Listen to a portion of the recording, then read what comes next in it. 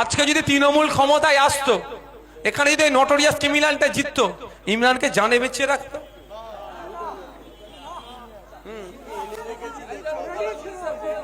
এই দেখো ছটা জিসিবি এনে রেখেছিল, তৃণমূলের হয়ে প্রচার করেছে। তার সাথে আমার লড়াই নয়, লড়াইটা ওটাই তৃণমূলের সিম্বলকে সামনে রেখে গরিবের যে লুটেছে তাকে আমি ছাড়বো না। তৃণমূলকে লাগবে, কংগ্রেসকে লাগবে, সিপিএম কে লাগবে, আইএসএফ কে লাগবে, এন্টায়ার প্রত্যেকটা ভাঙড়ের মানুষের সাথ লাগবে, তাহলে ভাঙড়কে নিয়ে যে স্বপ্ন দেখছি সেটা পূরণ হবে। আর আমরা আজ থেকে একটা পরিবার। রাজনৈতিক মতদর্শ পার্থক্য ছিল, আছে, থাকবে, কিন্তু সব থেকে বড় পরিচয় আমাদের কি হবে? আমরা ভাঙড়ের জনগণ, এটা আমাদের পরিচয়। রাজনৈতিক মত পার্থক্য ছিল, আছে, থাকবে, ছাড়বো না। এতে হয়তো কারো গায়ে লাগতে পারে, কিন্তু বড় ভাইজানের নির্দেশ আমি মেনে চলবো, আমি কারো কথা শুনবো না। বড় ভাইজানের নির্দেশ আমি মেনে চলবো। 5 বছরে আমার নামে কেউ 1 টাকা দুর্নীতি লাগাতে পারবে? পেরেছে? আগামী 5 বছরও এন্টায়ার আইএসএফ এর নামে কাউকে 1 টাকা দুর্নীতি লাগতে আমরা দেব না। তার জন্য সজাগ থাকতে হবে কাদেরকে? আপনাদেরকে। কেউ যদি মনে হয় একটু ন্যূনতম দুর্নীতি করার চেষ্টা করছে, সঙ্গে সঙ্গে আপনারা কি করবেন? নাম্বার দিয়েছি, আমাদের নেতৃত্বদেরকে বলে দেবেন। ব্যবস্থা আমরা করি কি করিনি আপনারা দেখবেন। ভাইজানের নির্দেশ, দুষ্টু গরুর থেকে শূন্য গোয়াল ভালো। বুঝে আসছে? আর বস্তায় যদি একটা পচা আলু হয়ে যায়, ওই একটা পচা আলুর ময়া যদি করে ফেলি, পুরো বস্তা পচিয়ে ফেলবে। বুঝে আসছে আমি কি বলতে চাইছি? যদি বুঝার ক্ষমতা থাকে বুঝে নি, না নাহলে কিচ্ছু করার নেই আমার। বুঝে নিচ্ছেন তো? কারণ মানুষ একটা শান্তির ভাঙড় চাইছে। সেই শান্তির ভাঙড়ে যদি চোর তাড়িয়ে ডাকাত নিয়ে চলে আসাই বিপদ ভাই। চুলো থেকে, কড়া থেকে যদি চুলেই পড়ে যায় তারও বিপদ, তাই না? সেটা বন্ধ হবে। আর একটা কথা, আপনারা অনেকে আশঙ্কিত আছেন, আতঙ্কিত আছেন, কারা নেতৃত্ব দেবে ভাঙড়ে, কি হবে না হবে। ভাঙড়ে কে নেতৃত্ব দিচ্ছে বড় কথা নয়, ভাঙড় চলবে ভাঙড়ের মানুষের কথায়। বুঝে আসছে? ভাঙড় চলবে ভাঙড়ের মানুষের কথায়। ভাঙড়ের কোথায় কি হবে? প্রতিটা বুথে গ্রাম সংসদ রাখা হবে, অর্থাৎ আপনার অঞ্চলে আপনার বুথে কি উন্নয়ন হবে, 1 সপ্তাহ আগে প্রয়োজনে পঞ্চায়েত থেকে মাইকিং হবে। আইনের মধ্যে আছে এটা, সবাইকে ডাকা, মাইকিং হয়ে ডাকা হবে, অমুক তারিখে অমুক জায়গায় বসাবে। আপনার বুথে কে আবাস যোজনা পাওয়া দরকার সাধারণ মানুষ ঠিক করে দেবে। ওই প্রধান, উপপ্রধান, এমএলএ যাই বলুন না কেন, শুধু নোট করবে। এই ব্যবস্থা আমরা আনতে চাইছি আপনাদের হাতে। অসুবিধা হবে কারো? তাহলে আবাস যোজনায় দুর্নীতি হবে? পাড়ার যে সব থেকে গরিব মানুষটা বুথে আছে তার নাম আবাস যোজনার 1 নম্বর লিস্টে থাকবে। সে হিন্দু, মুসলমান, বিজেপি, তৃণমূল, আইএসএফ, কংগ্রেস যারই সমর্থক হোক না, কোনো অসুবিধা নাই। আপনাদের কারো অসুবিধা হবে? স্বচ্ছতার সাথে এইরকম হবে। তাহলে ভাঙড় চলবে কাদের কথায়? ভাঙড়ের মানুষের মতামতের ভিত্তিতে, 1 নম্বর কথা। দ্বিতীয় কথা, দেখুন আমার সাথে কে না ছবি তুলে, আমার সাথে কে ছবি তুলছে না তুলছে সেটা নিয়ে আপনারা একদম ভেঙে পড়বেন না। রাস্তাঘাটে চলতে আসতে আমার সাথে প্রচুর লোক ছবি তুলে। ছবি তোলা মানে এই নয় তাকে ভাঙড়ের মানুষের মাথায় বসিয়ে দেওয়া। ছবি তোলা মানে এ নয় পার্টির মাথায় তাকে বসিয়ে দেওয়া। কানা, খুড়া, বুবা, হাবা যা আমার ছিল, ফার্স্ট প্রায়োরিটি তারাই পাবে। এবার এর মধ্যে যদি আবার কেউ দুর্নীতি করে ফেলে, প্রথম তাদেরকেই তাড়ানো হবে। বুঝে আসছে কি বলছি? প্রথম সুযোগ এরাই পাবে। আর এর মধ্যে যদি কেউ দুর্নীতি করে, প্রথম তাড়াবো একে। কারণ আমার জানের ছেলে তো ভাই, এটা আমার কলিজা। কলিজা যদি ভুল করে আগে কেটে ফেলে দেয়, কারণ এর কাছ থেকে ভুল আশা করবো কি করে? বুঝে আসছে? সুতরাং আতঙ্কিত হওয়ার দরকার নেই, আশঙ্কিত হওয়ার দরকার নেই।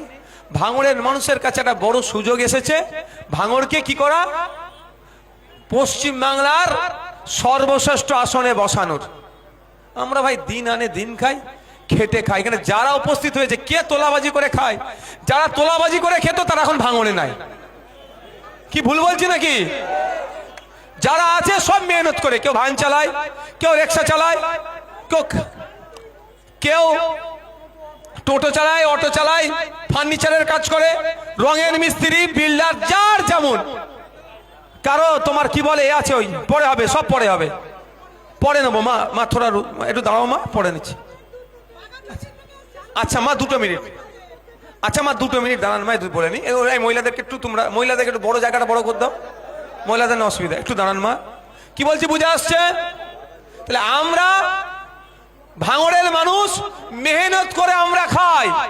সমস্যা হচ্ছে আপনি মেহনত করে খাচ্ছেন, আপনি আপনার বাড়িটা যখন করতে চাইছেন 20,000 টাকা নাকি ঘুষ দিতে হবে, ওটা বন্ধ করব। ও চলবে না, ওটা চলবে না। হ্যাঁ, পঞ্চায়েতে প্ল্যান পাসের জন্য যে নিয়ম আছে, বিডিওতে প্ল্যান পাসের জন্য স্কয়ার ফুটে মনে 1 টাকা না 1.5 টাকা যা নিয়ম আছে, সেই নিয়মের বাইরে 1টা টাকা কেউ চাইতে পারবে না। এইটা প্রতিষ্ঠা করতে চাইছি। যেমন ভোট দিয়ে আমার পাশে ছিলেন, এটা প্রতিষ্ঠা করতে গেলে যদি আমাকে কোনো সমস্যার সম্মুখীন হয়, সাধারণ মানুষকে আমি পাশে পাবো? পাশে পাবো তো নাকি? পাশে পাবো তো? ধন্যবাদ আপনাদেরকে। আজকে আমি বিধায়ক হিসাবে আপনাদের এখানে এসেছি। আমাকে একটা ট্যাগ করে আমার অ্যাডমিনরা দেখাচ্ছিল, এখানে নাকি একজনের জায়গাতে সে বাথরুম করতে চাইছে, তাকে নাকি বাথরুম করতে দেওয়া হচ্ছে না। সেই ভাই যদি আমার বক্তব্যটা শুনে, তাকেও বলবো আপনি আমার কাছে আসতে পারেন। তারপরও আমি যতটুকু খবর নিচ্ছি আপনাদেরকে একটু জানিয়ে দিই।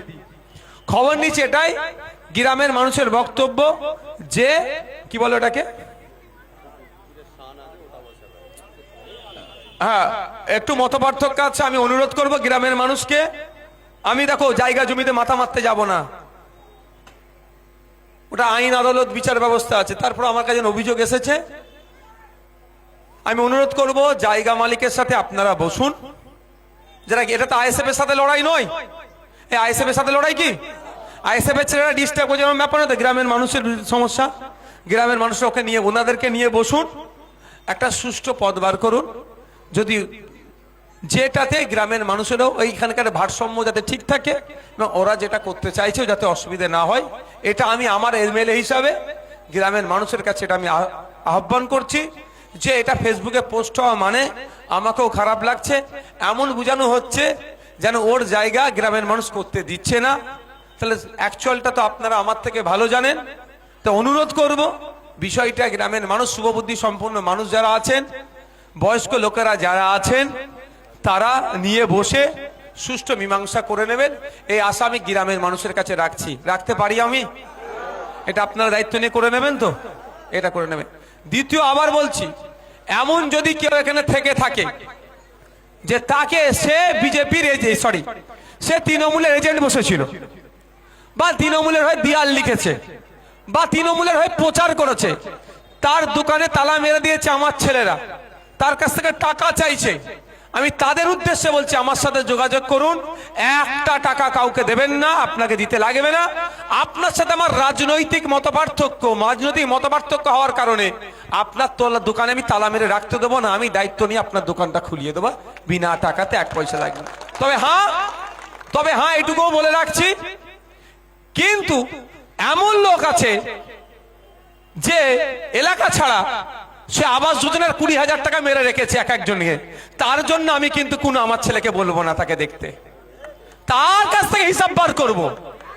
এমনও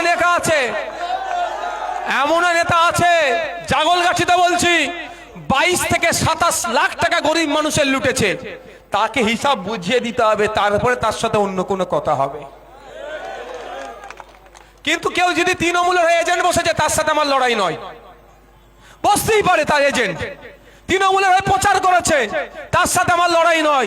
লড়াইটা ওটাই, তৃণমূলের সিম্বলকে সামনে রেখে গরিবের যে লুটেছে তাকে আমি ছাড়বো না, তার সব বার করে তাকে গরিবকে আবার বুঝিয়ে দেবো। বুঝে আসছো তো? এবার সাধারণ মানুষকে বলবো, এরপরেও যদি ইমরান ভাই কোনো তৃণমূলের এজেন্ট বসেছে তাকে ডিস্টার্ব করলে আমার ফোন নম্বর দিচ্ছে, আমাকে ফোন করবেন, ইমরান ভাইকেও আমি জব্দ করব। বুঝে আসছে কি বলছি? বুঝতে পারছো তো? কারণ যে তৃণমূলের এজেন্ট বসে তার সাথে আমার লড়াই কেন করবো ভাই? সে গণতান্ত্রিক প্রক্রিয়া আমার সাথে লড়াই করছে, সে তো আইন বহির্ভূত আমার সাথে লড়াই করেনি, যে তাকে একটু বুঝে নিতে হবে। এবার আপনারা বলেন, আজকে যদি তৃণমূল ক্ষমতায় আসতো, এখানে যদি নটোরিয়াস ক্রিমিনালটা জিততো, ইমরানকে জানে বেঁচে রাখতো?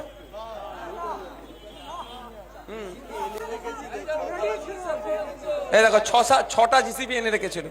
আজকে ফেসবুকে অনেকে অনেক লেখালেখি করছে, আমি সব প্রত্যেকের বাক স্বাধীনতা আছে, লিখুক, কিন্তু এই স্বাধীনতা আমরা দিয়েছি বলে লেখার সুযোগটা পাচ্ছে। এই স্বাধীনতাটাই চাই, সমালোচনা হবে। যেখানে সমালোচনা নেই সেখানেই ভুল হবে, সমালোচনা থাকলে সেটাকে রেকটিফাই করা যাবে।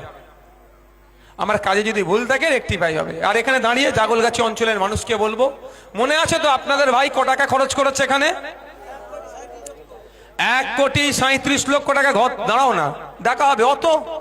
অত ধৈর্য হারালে হবে না মা, অত ধৈর্য হারালে হবে না, ধৈর্য রাখতে হবে। জাগলগাছিতে প্রায় 31 লাখ টাকার কাজ করেছি আমি, তার মধ্যে আমার প্রায় 22 লক্ষ টাকা আমার ঘর থেকে এনে কাজ করেছি। বুঝে আসছে কি বলছি? অনেকে অনেক কথা বলেছে, আপনারা মিলিয়ে নেবেন। যেমন বাড়িতে দাঁড়া, এই এখন আসতে বললাম আমি যেমন এখান থেকে কেউ বলতে পারবে 1 টাকা নিয়ে গেছে আমি? উল্টা আমি জোর গলায় বলছি 1,37,00,000 টাকা এনেছি। আগামী 5 বছরও 1 টাকা আমি নিয়ে যাব না, প্রয়োজনে ওখান থেকে নিয়ে আসব। তো আমি যখন করব, আমার পার্টির ছেলেরাও আমার মতোই চলতে হবে, না হলে কি হবে? Tata bye bye. শুধু আপনারা কি করবেন? পাহারাদারের কাজ করবেন। পারবেন তো? পাহারাই মোদির মতো চৌকিদার পাহারা চাই না আমার, ওই মোদি চৌকিদারের মতো পাহারা নাই। বাস্তবিক অর্থে পাহারাদারের কাজ করবে।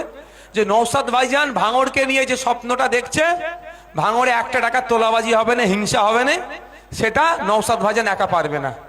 আইএসএফ ইমরান ভাই, আমাদের রিঙ্কুরা, আব্দুল সেলিম ভাইরা, মান্নান ভাইরা একা পারবে না, একা আইএসএফ পারবে না।